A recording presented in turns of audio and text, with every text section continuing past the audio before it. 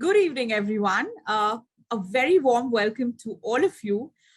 We are set for yet another exciting live roundtable discussion on critical soft skills as a catalyst for the Industry 5.0, which is very meticulously curated by Economic Times, HR World, and Upgrad for Business. My name is Soumya, and I know most of you know me already, and I'm going to be your host for today's session. Today, we have come together with a powerful panel to move the needle towards honing the critical skills that will act as a catalyst to prepare your talent for Industry 5.0. Future of work will be such that in a world where process efficiencies, lower cost of quality, and faster time to deploy products, services, and assets and resources would be driven by the artificial intelligence. I think that is one of the facts that we all are agreeing to. But the human intelligence will have to move to a higher order. Humans will have to ensure that technology is harnessed for the greater good than exploited for the individual profits in the era of Industry 5.0. I'm super elated to welcome this dynamic panel of speakers joining me for this intriguing and a super promising session. So, yes, I'm going to do the honors to welcome all of them one by one, starting with Bhavya. Bhavya Mishra. Bhavya has over 13 years of work experience and has worked in companies including PepsiCo and Bharti Walmart. She's responsible for driving and heading the people agenda at Lenovo India. In her last role, she was HR business partner for the commercial, finance, and IT for Africa, Middle East, and Southeast Asia. Joining us next is Krishna Raghavan. Krishna is an innovative and inspiring leader with over a decade of experience working in product companies across the US and India. He has built great engineering organizations from the ground up through long-term strategic vision and hiring, backed by intuitive people management and sound organization planning. Joining me next is Ronnie Screwvala, a first-generation India entrepreneur, philanthropist, opinion leader, and author. Ronnie's first foray was cable TV in India. For the first 2 years of that journey, he found no takers and only advice was to treat it as a failed startup and move on. But with him staying at it, he was credited with having pioneered cable TV for all of India.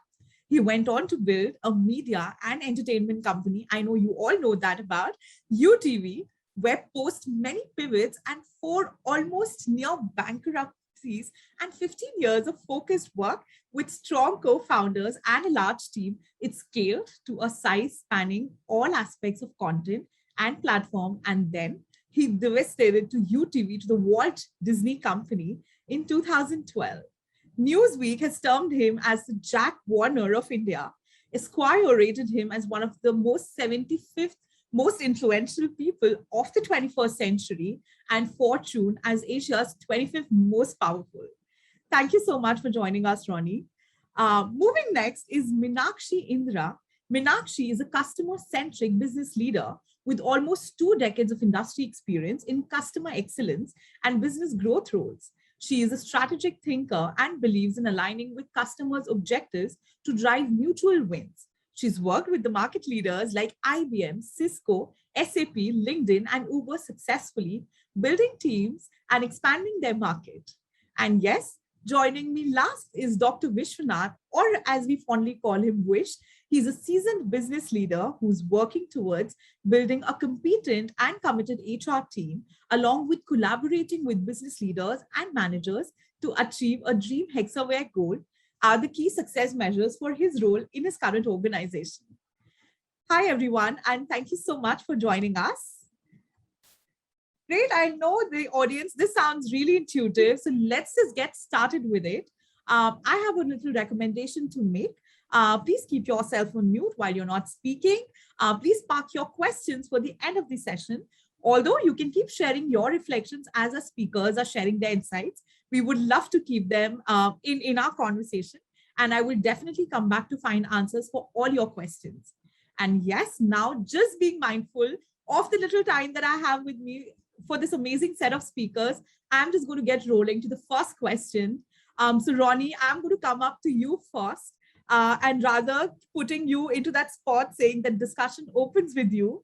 The first question that I really want to ask you is, There is a deep, agreement to the fact that as technology is pervading into our day-to-day lives and workplaces, revving up skills and capability building is definitely the way forward.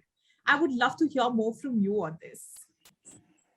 I think a lot has been said about it. I think the first thing I would say to a lot of people is the first reaction for a lot of people is that they get intimidated because you've got a certain segment of the users who are young and therefore have grown up on it. Then you've got the middle section that are actually the hybrid of trying to be comfortable with it, trying to be kosher with it, but at the same time not fully, but knows that they have to get into that. And then you've got the older, and I don't mean older in a disrespectful manner, because I qualify in that segment of people who feel they're getting left out and have a sense of FOMO.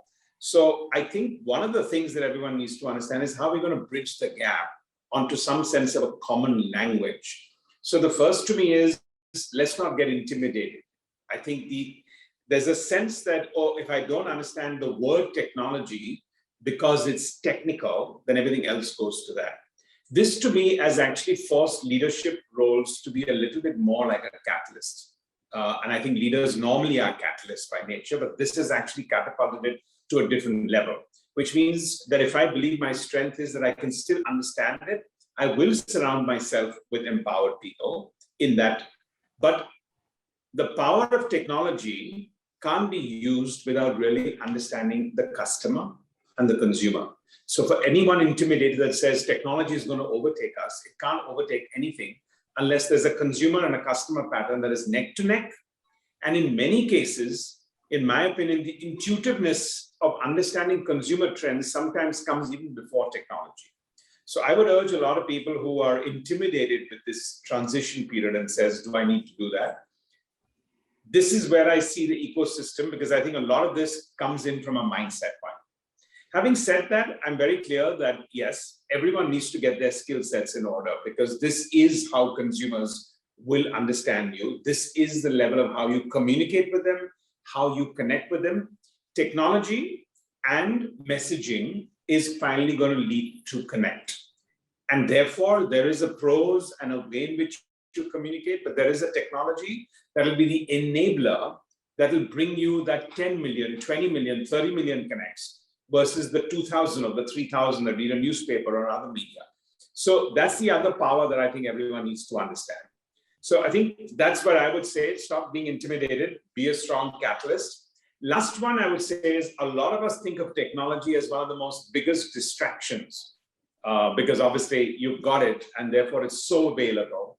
And I think that is a problem where people actually use it for too much of a distraction. And I think 30% of your quota of your time is getting spent under the excuse of technology, whereas actually could get streamlined into a much more. So that I would say is sort of my overview, since you pointed me out to open up this session and give my comments. Great. I think that is fantastic, Ronnie. Thank you so much for putting such a clear perspective on that. And I'm just going to build on it. And Meenakshi, I'm coming to you for this one. Promoting the new models of digital learning and workforce development is coming out stronger than ever before. And there are lots of reports that is kind of substantiating these data points so that employees kind of have their skills, which are much needed and very critical in the 21st century economy. According to you, what will be the potent mix of skill sets that should be nurtured? So that is something that's very important to know. So thanks for this, Soumya. So we find ourselves today in the best of times and the most challenging of times. The reason I say that is we have so many opportunities available for employees and employers to upskill the infrastructure and the venues, making it the best of times. Challenging also with so much happening around us. I heard Ronnie talk about distractions. It's very easy to get swayed by short-term gains and also choices when quite a few do create confusion. At Upgrade for Business, we partner with and speak with a lot of companies on an ongoing basis. And I'm going to reflect back on the conversations that I've had with them in terms of addressing this 21st century skill sets that you're speaking about. So first and foremost, we hear a lot of companies today talk about their employees expecting information at the click of a button. The future of the workforce, in my opinion, will be centered around human-assisted learning.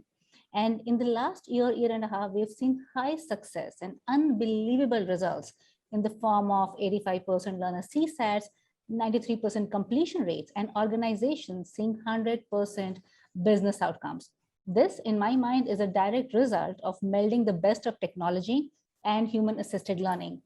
Add to this the element of coaching and mentoring as an integral element for employees to learn, to practice, to share feedback, and to self-introspect. This is actually a strong example of the skill sets that one can expect through blended human-assisted learning. And I see a lot of companies actually pushing their employees and their CXOs towards it. Secondly, corporate offerings really will need to include programs that are focused on developing organizational mindset through softer skills or the behavioral programs, along with the hard skills under data or emerging technologies. For example, developing grit and resilience, learning agility, creativity and innovation, critical thinking, problem solving is actually helping bring the focus back in developing the human intelligence aspect, which is critical for employees and employers today. Thirdly, as we find ourselves running through Industry 5.0, it's about rehumanizing technology, ensuring industry-centric learning, depending on the industry, whether it is BFSI, healthcare, pharma, IT/ITS, retail, so on and so forth. The reason I say that is the curriculum that's relevant for a BFSI might not be the best suited for a pharma segment. Hence, it's important to build organization-wide programs according to the data and tech skill sets required in their domain or industry. Last but not the least, I'm reminded of a quote by Peter Drucker, "Culture eats strategy for breakfast." And any organization's culture agents are its leaders. It's critical to focus on leadership development. Without able leaders transitioning from Industry 3.0, 4.0, and now to 5.0 for any organization is just not going to be possible. Digital transformation does not fail due to a lack of skill set or tool set of the knowledge workers, but really due to the lack of right mindset of its leaders. I think you touched upon, Meenakshi, on a couple of points that are so important to be acknowledged in this journey. And thank you so much for mentioning that. I think developing an organization mindset is something that is just one of those stepping stones in this journey. And obviously, we're going to go back on it. And Krishna, I'm coming to you for this one now. Could you share some of the challenges from your personal experience, of course, that you've encountered in building a talent pool of soft skills, and what exactly worked to address them? So maybe you can just kind of share the top two and the answers for those. Sure, Samyat. Thanks. I think, thank you for, first of all, inviting me to be part of the session, and great to meet the fellow panelists as well. I think a lot of has been spoken already about the pandemic, right, and its effects on the larger macroeconomics, as well as I would also call its effects out on people in general. And I think it's brought out the need, almost necessitated the need for soft skill development. And I like to actually cite two examples that we witnessed at Flipkart. And for me to speak about that a little bit, I'll just kind of set the context very quickly. At Flipkart, we look at people in two fundamental ways. One is behaviors, what we call values. And second is the skills that you employ while you are actually in your role, right? Could be a role in finance, could be a role in technology. And when I talk about values, one of our most important values is inclusion and diversity. And while a lot is spoken about, gender diversity and all of that, for me, inclusion starts with the mindset, building a mindset of inclusion. And in the pandemic, the story I'd like to talk about is when you are suddenly a leader or a people manager and you have new members joining your team for the first time, and that too remotely, you've never actually interacted with them. And you don't have the skill, by the way, to assimilate them into the team yet. So this was a big challenge for us as we looked upon it, because not only leaders were joining us remotely, but we had team members joining us. How do you actually ensure that you have an inclusive immersion program for people joining the company, experiencing the company? And this is something that we invested quite a bit in both in our leaders, in our people managers. So for me, that's a very essential skill, the mindset of inclusion. And that's when really organizations thrive, because the kind of skill sets you need to employ right now to solve problems, many of these problems have never been faced before, be it in the technology realm, be it in any realm that you talk about. So That's one example I'd like to talk about. The second dimension that we actually look at people from is, as I said, the skills or the competencies.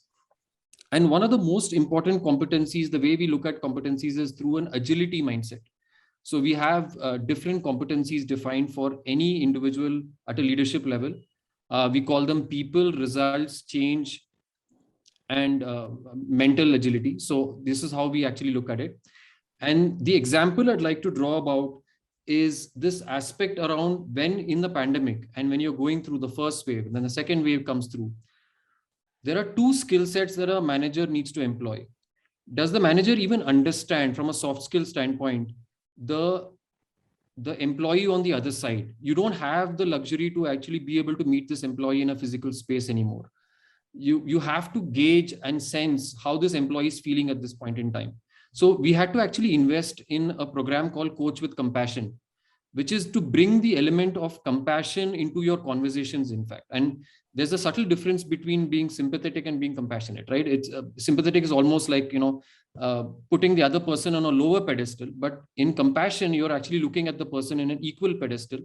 And with an empathy, you're actually dealing with that person. So we had to invest a lot in this angle. So these are just two examples for me that I like to quote, which utilize two key, I would say, soft skills of the future and relevant problems in the Flipkart context, both that actually appeared on the horizon only in the pandemic, became much more heightened, and the kind of development we had to do in our people.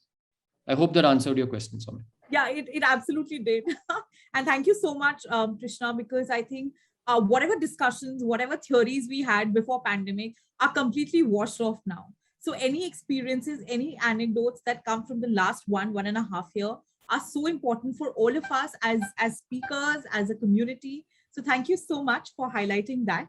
I'm coming to you now, Dr. Vishwa. I would love to know that how is your organization how is your organization's EdTech partners are scaling this roadmap? That's one important aspect that we would love to know. And kind of they are setting the stage for an organizational mindset that both Meenakshi and Krishna have really focused on for the industry 5.0. So if you could just enumerate a couple of examples, it would be fun to learn from you. Sure. And thank you so much for the opportunity, Soumya. Lovely to be on this forum. So at Hexaware, we have two drivers of learning. One is what we call Hexaware City. It is a Hexaware University. And more than 80% of that university, though of course it's a physical space in our beautiful campus in Chennai, but 80% of Hexaware City is actually online. It's virtual. So you can imagine surely the amount of activity that happens with thousands of people joining, thousands of freshers joining is stupendous. And I'll share with you what we do and how we run that place. The second is an even more interesting place I discovered when I joined Hexaware about 2 years back, is for our BPS unit, which is now almost 7,000 plus people. We have Hexa Academy, okay, which is also like a university, but it operates with much more action and courses, and surely the amount of training activity in a BPS unit is quite large. So just watching these two places in action, there are 2 or 3 observations and learnings that we have had. One is learning is no longer discretionary. We realized that last year, and we actually articulated our employee value proposition, which has 5 pillars. But one of the most critical pillars of that employee value proposition is learning and growth. And we said that at Hexaware, learning and growth is not going to be something that somebody else is going to mandate. It is something that you have to own for yourself as an individual and as a professional. So we have a mantra called Own Your Game, which pervades everything that we do and the way we do it, including our learning and development initiatives. So that's one thing. Second is that learning no longer is limited to what I need today and tomorrow. As an organization, and of course as a sector, we realize that the future is coming in so fast that by the time you think about how to prepare for it, it is already there. And enough and more changes in the sector, including in the organization that I'm a part of, the speed of change has been tremendous. So we said learning has to be proactive and learning has to be employee driven. So that's the second principle that we highlighted in the way Hexawarsity and Hexa Academy run. And third is, in all our communication, internal conversations, our formal, informal processes and programs, we said there are three important soft skills for the future that as an organization, we have to build as an organization capability. One is flexibility. No matter what technology you work on, no matter what process you work on, your ability to be tolerant to the ambiguity that the future brings in is absolutely critical, and that will come only through flexibility. Second is learnability. Surely learning how to learn, I think, has become an exclusive skill for all of us in this industry, and I believe that that's going to become more and more critical for the future, because the speed at which learning needs to happen is going to only go up. So one is flexibility, second is learnability, and the third, which we can't emphasize enough, it was important, it's becoming even more important, is what I like to call get along ability. Your ability to collaborate with people who are not like you, whom, as Krishna also rightly said, whom you probably don't meet in person, and ability to work with them and produce meaningful stuff, and of course in an enjoyable manner, is going to be a soft skill in itself.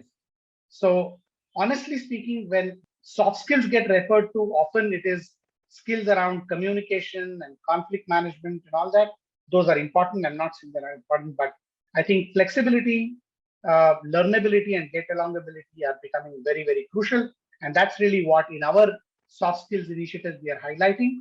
And our tech partners whom we work with very closely, including those who help us design and manage our learning management system, are also gearing up to this, both in terms of scale as well as in terms of creativity, because just the way these skills are being taught and learned is going to be different in the future. So this is really where I would like to place how Hexaware is looking at building soft skills capabilities. Awesome. Thank you so much for that, Dr. Vishwa. And couldn't agree more. I'm just taking notes of it. It's really fab and so honest of you to just come out with it. They might look very simple, but they are very, very critical. And I think that is the essence of this discussion today. Bhavya, I'm just going to come to you. And the question that comes to my mind for you, I have kind of researched on your profile, I'll be honest, and just leveraging your time to know something that is very close to your heart. In your experience, are there certain soft skills that tend to be correlated to people's performance and career advancement?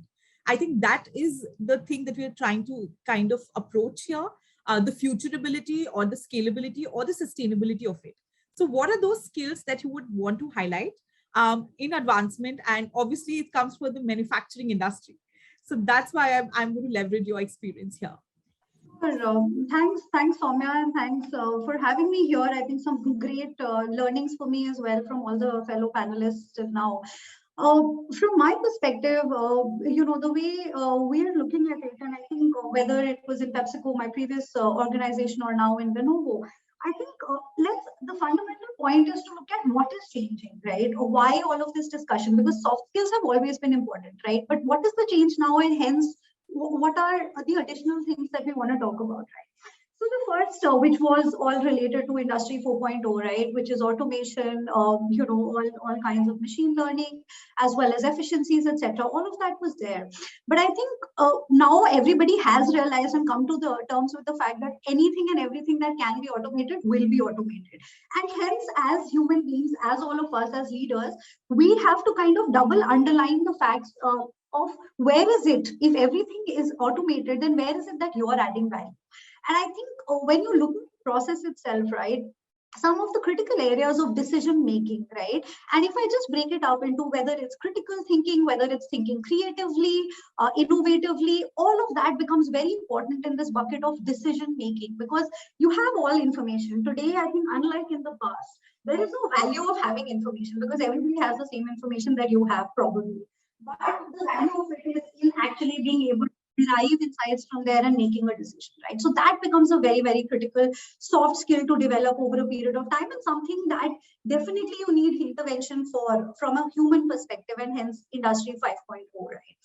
The second one, I think, as more and more things become automated, more and more, as we become more connected in the world, right? The world is really one. So today, sitting in India, I can do a job for the US. Somebody in the US can do it for me, and it's not about lower grade jobs or repetitive jobs. I think extremely value-added jobs also can be spread across the world for most organizations, and I think that's our case as well. Now, if the world is like that, then what are the critical soft skills which become relevant for you to succeed in that kind of a scenario where everybody is working across the world, right?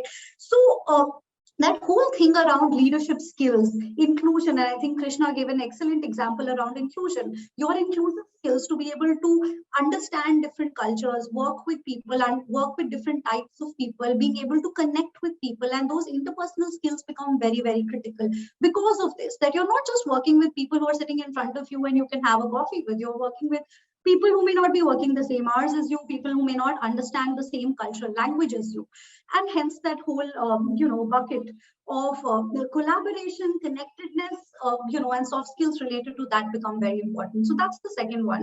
And then the third one, since all of this is so driven by technology, right? And I think the very definition of technology comes from the fact of it being transformative in nature.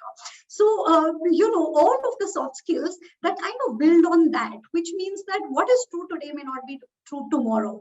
And hence, the whole emphasis on learning, relearning, trying to forget everything that you knew till yesterday and being ready to reskill myself again, resilience, change management, all of that, I put that together and say that because of the transformative nature of the world that we are in right now, all of these soft skills are extremely important. So in summary, I mean, I would put them in these three buckets. The first one is around decision making and critical thinking and everything related to that, right?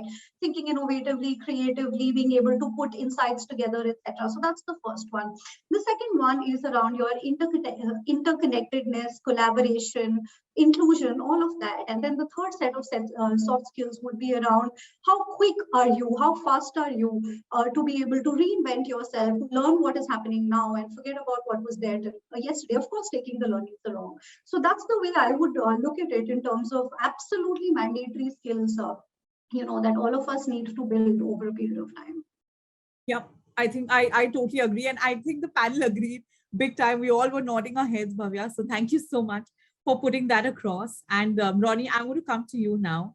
I really want to have your perspective on one big question here, which talks about that how can we as leaders unleash the power of EdTech for the greater good? It might sound a little rhetoric, I think, but this question is very, very important. So happy to hear from you.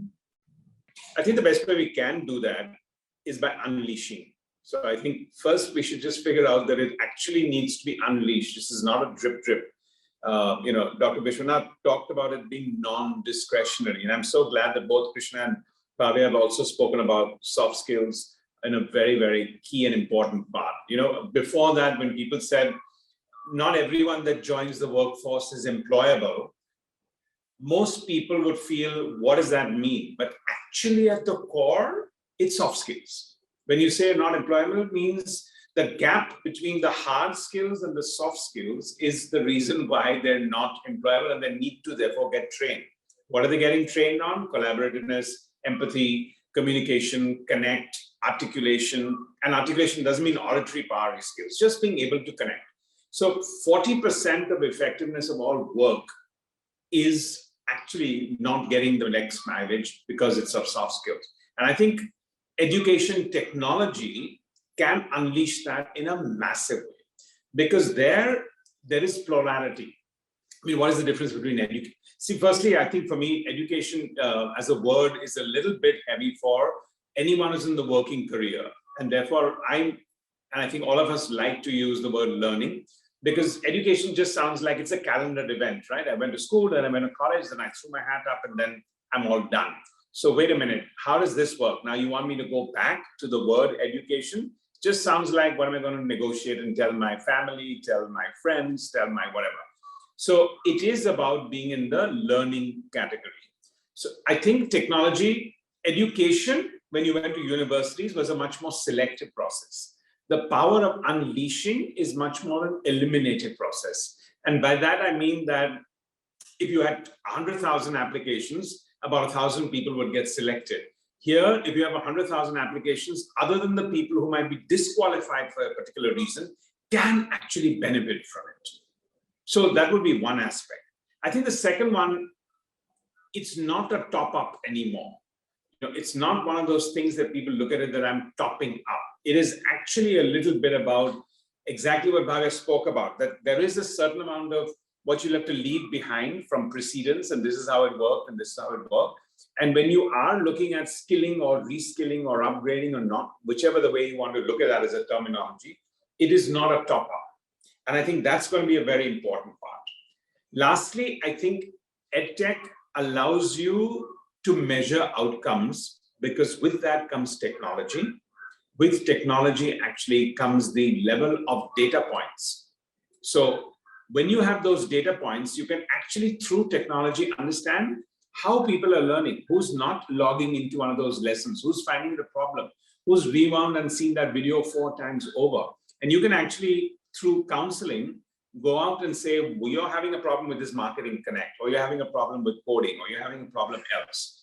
So I think that, again, therefore, unleashing is a very powerful word, because I think between it being more non-eliminative versus selective, not a top-up, not discretionary, the power of soft skills, and not having a choice, I think everyone needs to understand that in some form or the other, it's going to impact and change the entire, what I would call, knowledge working professionals. I mean, if you take working people who are in the working profession, anyone above 20 and below 60 comes in the working. That's about 4.x billion people out of 7 billion people on the planet. But when you narrow it down to knowledge workers, which is really the top, not even the top, but the middle of the pyramid, I think that getting impacted by EdTech is really what this decade is about. Thank you so much for that, Ronnie. I think the beautiful words that you mentioned, I've written them in caps. It's unleashing. It's going to be an impact that can be measured, and it's going to be very futuristic, very rightly pointed that there's going to be data points. So it's just not that it's now. You can obviously build your tomorrow on that, and that is something that actually kind of is keeping a lot of leaders awake today. So thank you so much for pointing that out. And Krishna, now I'm going to come to you in extension of what Ronnie shared. Finding an optimal balance of efficiency and productivity is an imperative when it comes to future of work. There are a lot of discussions around it, but would be great if you could share a few essential examples of what skill set and mindset actually helped move towards this balance for Flipkart as an organization. Sure. Thank you, Soumya. I think a very relevant question, and I'd at least just to clarify my answer, the way I'd like to think about at least efficiency and productivity, together. For me, efficiency is really the how, and productivity is, the what. So, efficiency is the input, and productivity is the output, sort of the way I think about it. Because you often can look at outcomes and how productive they are, but if you are not efficient about doing it, you might actually fall short in terms of its longevity, right?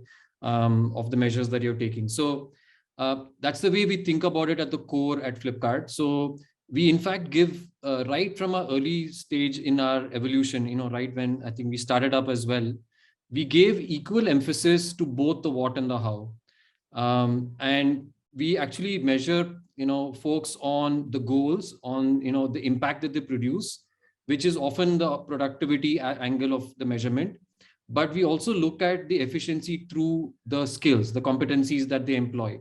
So for instance, as an example, you could actually be building a product for 1 million consumers, and the product would get out of the door, you have a great product market fit, and you're able to launch it, and it serves the needs of the customers.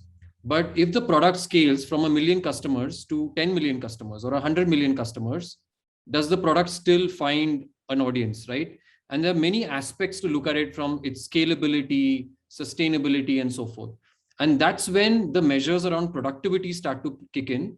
Efficiency start to kick in, because it's more about how have you built this product in the first place? right? So that's when we kind of found a balance. And in fact, as we go higher up in our leadership, we start to lay a greater emphasis on efficiency than just pure productivity measures. And and in all of our product offerings as well, we have something that we've employed, which is we not only measure metrics from an output standpoint, but we lay great emphasis on the input metrics that lead to this output. So in all of our conversations internally with the company, we constantly challenge ourselves that we may be actually reaching the intended outcome for a particular year, for a particular quarter, but we also kind of question ourselves constantly and challenge ourselves, saying, is it sustainable enough? Are the input metrics also healthy? And that's when you start to chase long-term versus just the short-term. So that's the kind of example I'd like to at least cite, Soumya. Soumya, if I may, I'd like to add to this. Yes, Meenakshi. So what Krishna just said really resonated.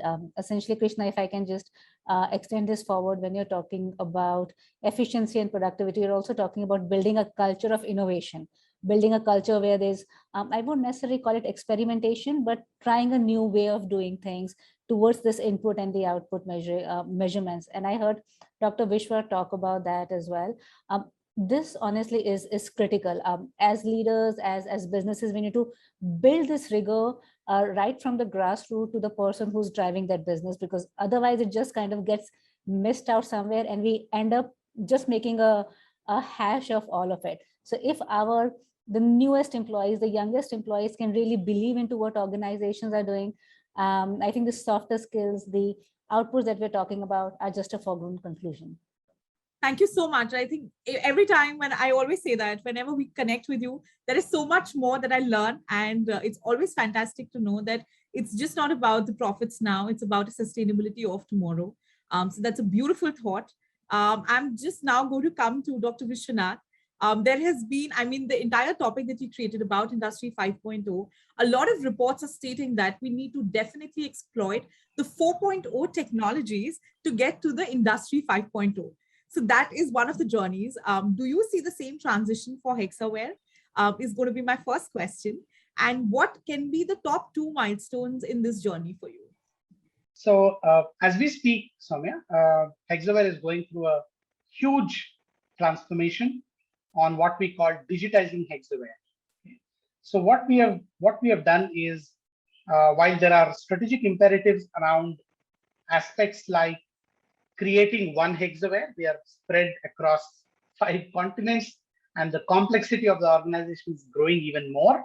And this is possibly true of any other IT services companies.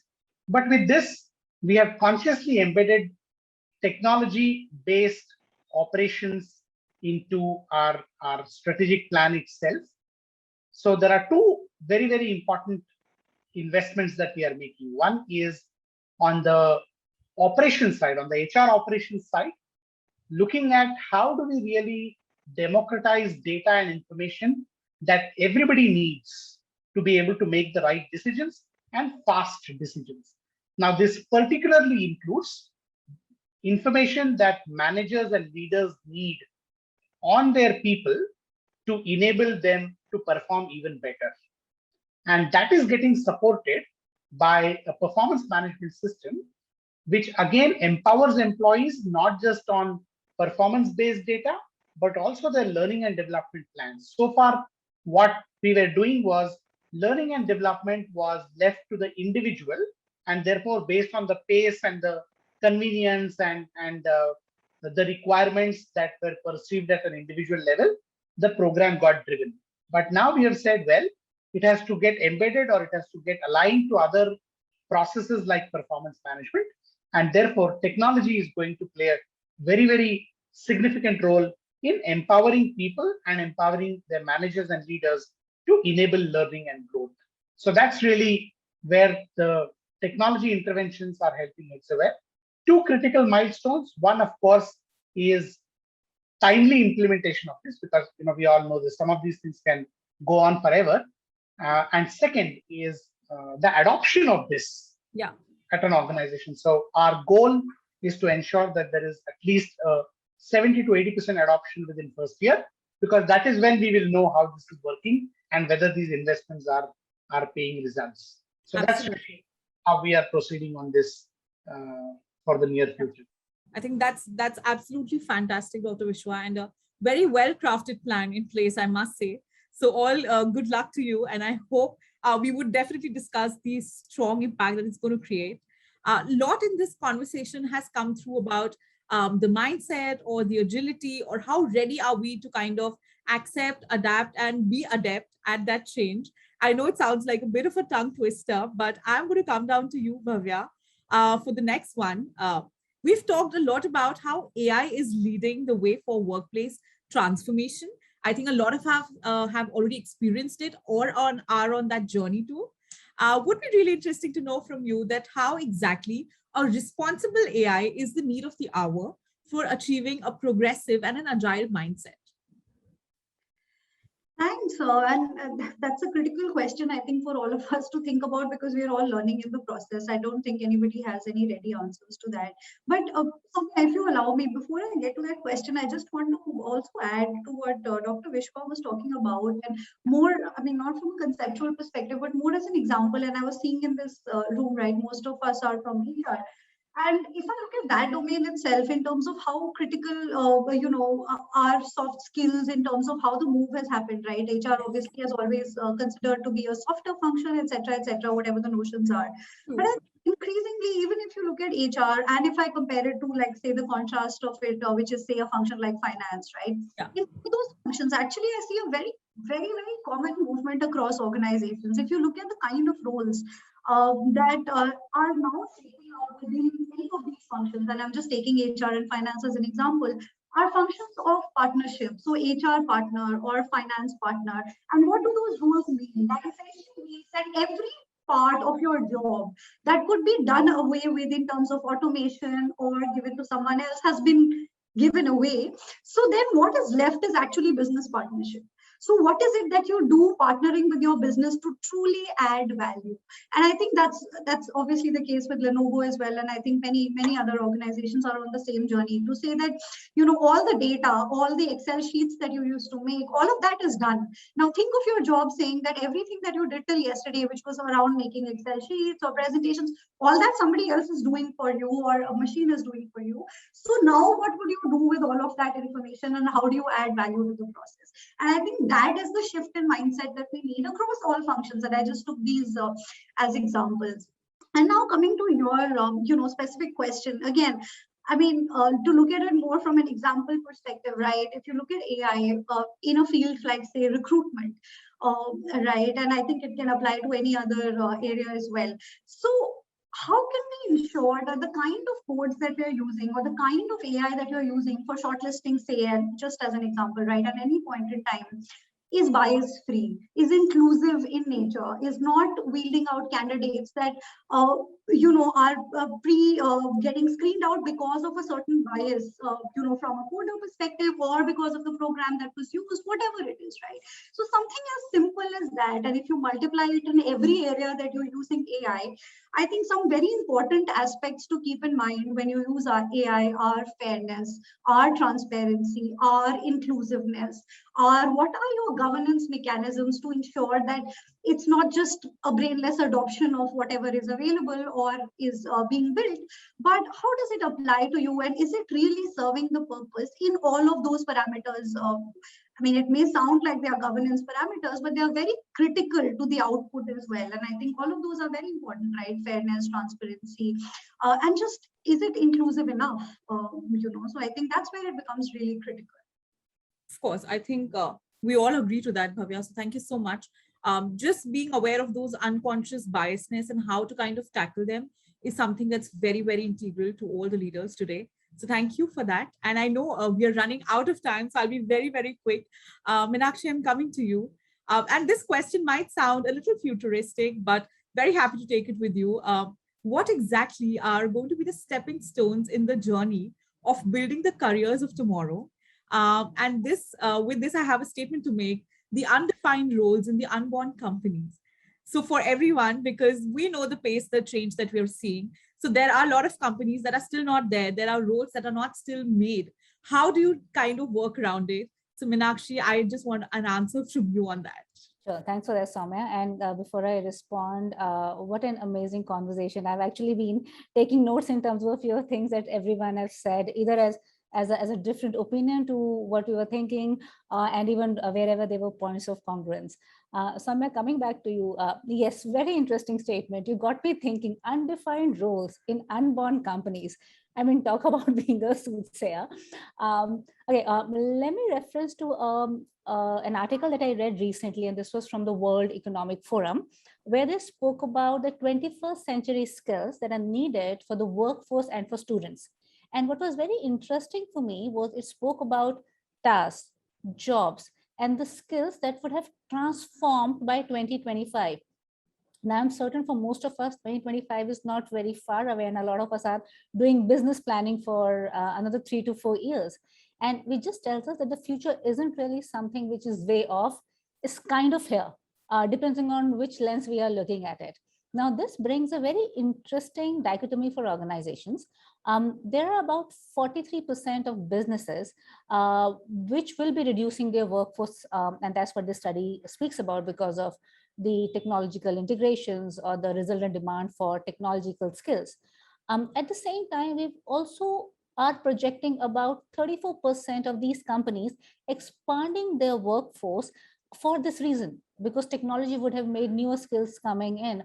I can share this. When I was doing my post-graduation or when I was in college, half of the companies that I have worked for did not exist. And that's the disruption that we are talking about. That's the readiness that we're talking about in the workforce.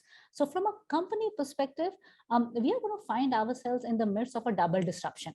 There are certain jobs which are going to get redundant, where at the same time, there are certain jobs that will get created. Similar jobs might need newer skills. This would be very, very clear that there is going to continue demand for talent, but this talent will need to be equipped with the skills that are needed for the future. I apologize, that's my intercom.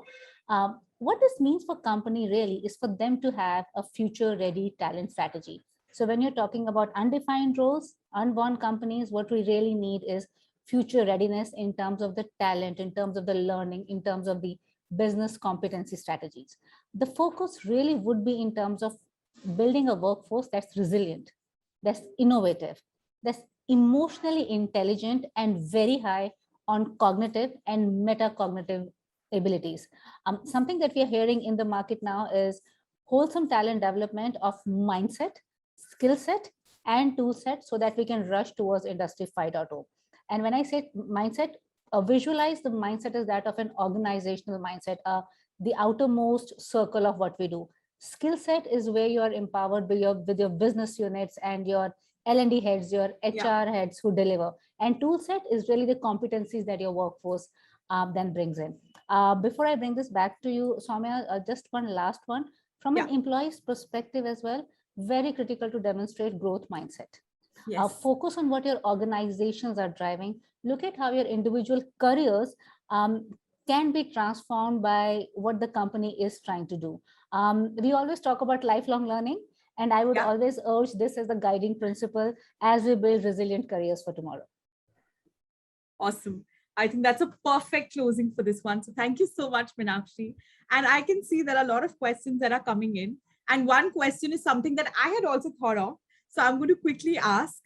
This comes from, just give me a second. Yes, so we have this question that what is one critical skill that is needed for the workforce of tomorrow or for the future of work? So it would be great if all of you can just state one each. I'm going to start with Bhavya, you.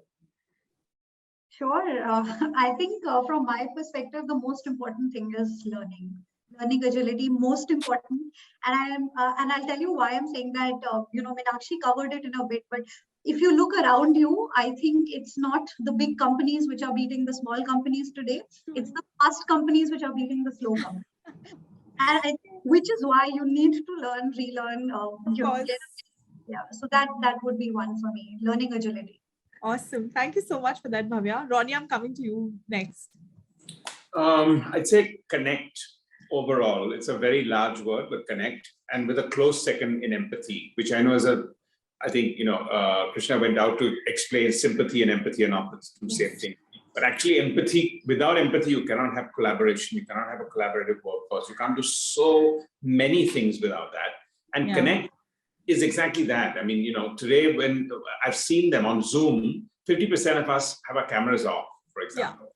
But how are you ever going to be able to absorb, learn, lead, communicate, and connect if you don't understand the basics of that? And then you wonder why there were miscommunications, and 50% of the time we're stressed out trying to do something else. So I would say connect with a close second of empathy. Thank you so much, Ronnie. And I second you there. That is one big complaint I always make in my team meetings. But so coming to you, Dr. Vishwanath, what would be your take on it?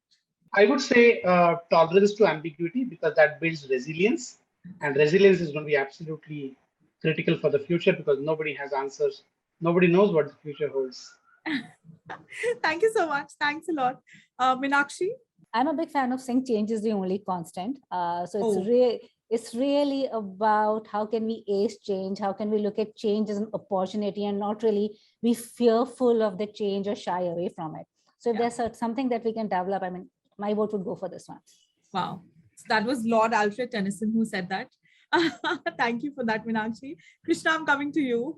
All the good ones are already taken, but I'm just saying, I think for me, it's resilience. I think empathy also comes very close. And I'll just say, because resilience mindset, you can be a deer caught in headlights, right? I mean, then your learning stops. You can't even be empathetic as well, because essentially you're not thinking anymore. Yeah. And the world is changing on you quite rapidly, right? I mean, new skill sets, new situations. For me, resilience mindset, especially at leadership levels, is probably number one for me. Yeah. Awesome. I think thank you so much for this, everyone. So Rohan, I hope we've managed to answer your question. My next question is going to be from Nabeha Azim has asked us. And anybody, please feel free to take it, because I won't be calling out to one person in specific.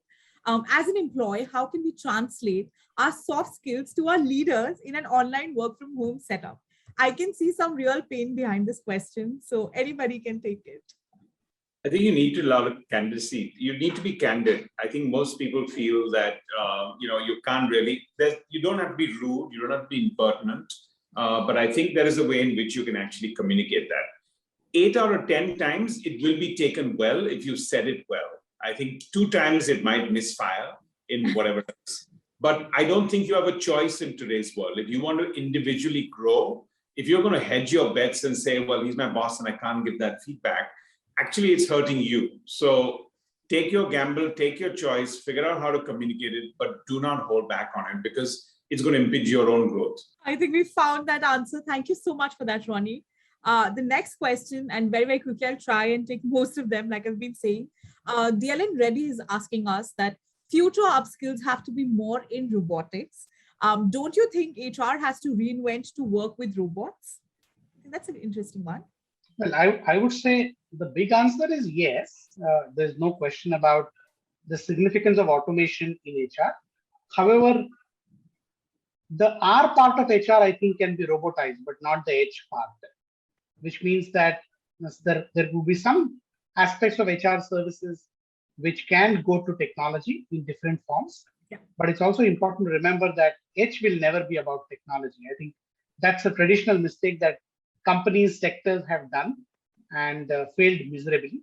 And these are the testing times where on one hand we talk about empathy and on the other hand we talk about automation. So they are dichotomous, but they can coexist depending on how you design your HR for the future.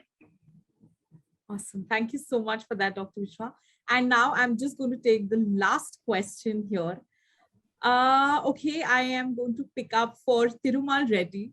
So Thirumal asks us that how do we leverage polarities and paradoxes at workplace?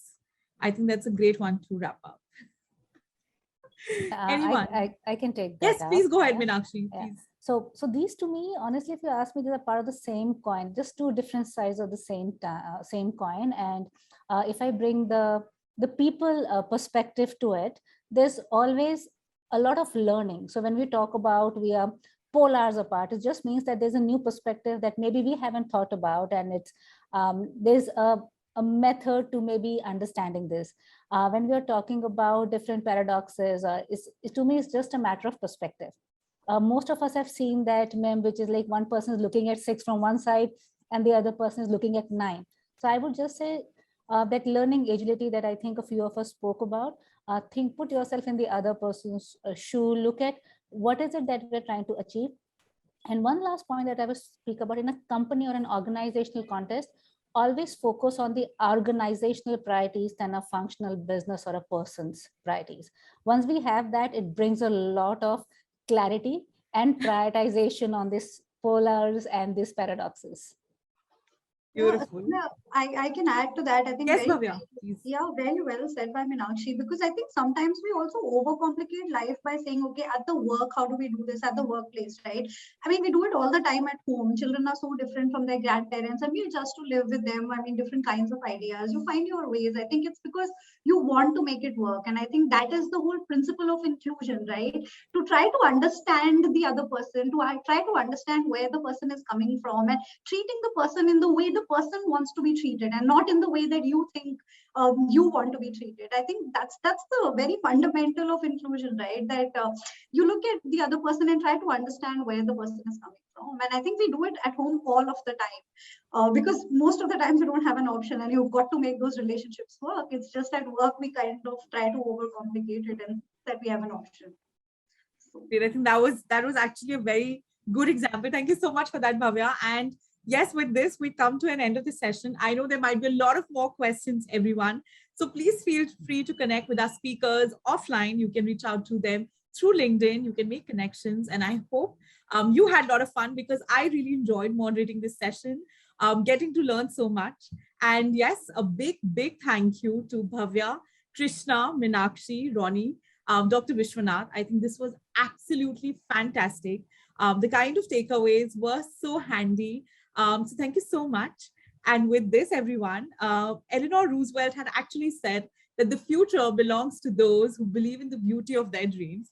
I think we all do. So thank you so much once again for joining us, being an exceptional audience.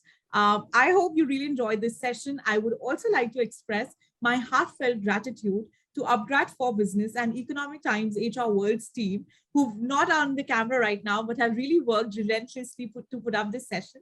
So thank you, everyone, and have a wonderful evening ahead. Bye-bye.